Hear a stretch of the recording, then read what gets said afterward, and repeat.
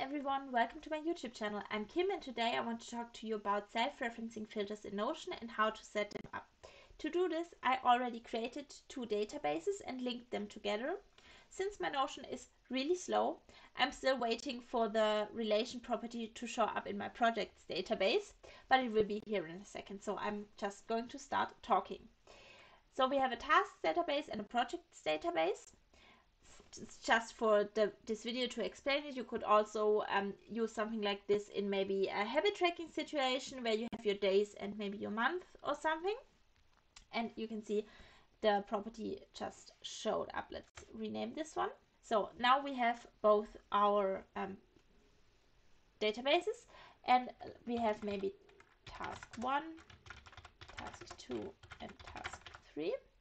And we have project 1, 2, and project 3.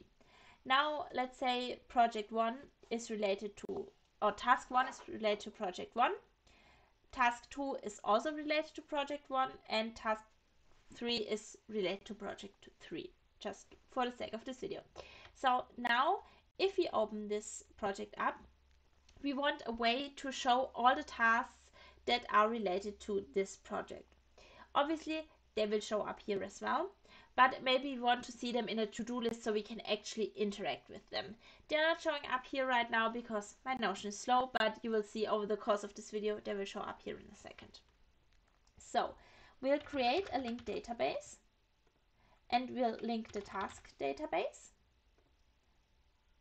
And now since we're in project 1, we want to see the ones for project 1, we can just filter them to show us all the tasks where projects contains P1, which is where we are right now.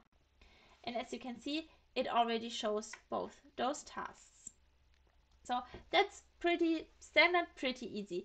But what we want to do now is to be able to do this, to have this all the time without having to set it up time and time again.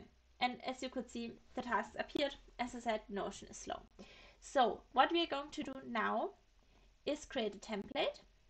Again, creating a linked database for the tasks database. So what we're going to do now is again add a filter, and we're going to filter where project is untitled. So the template right now is untitled, so maybe let's rename this template so it's easier to see. So let's go to the filter. It changed because we changed the name. So where project contains template. Obviously, right now there isn't anything here. Just decided I want a list view, so I changed the view. Let's put a filter in again. We're going for where projects contains template. So nothing shows up here right now.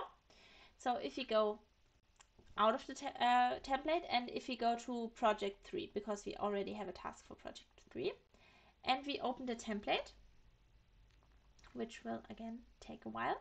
So talking about how slow Notion is right now for me, I had to close my filming software. I had to close Notion multiple times. I stopped filming for like 10 minutes to wait for this stuff to load. So usually it's faster. So we created the linked database and chose, see, I forgot where I was. We didn't create a linked database. We did that beforehand. We just chose the template. And choosing the template change the filter. Before the filter said where project contains template, now it says where project contains P3 because the name of this page is P3. So that's how we created this self-referencing filter. If you create the filter, always choose the template, which is like project contains template or whatever the relation is called, contains the template or whatever your template is called. And then whenever you use the template, automatically it pulls in the page you're currently in. So now you see only the tasks for this project. And if we add another one here, let's call this one task 4, it's automatically related to project 3.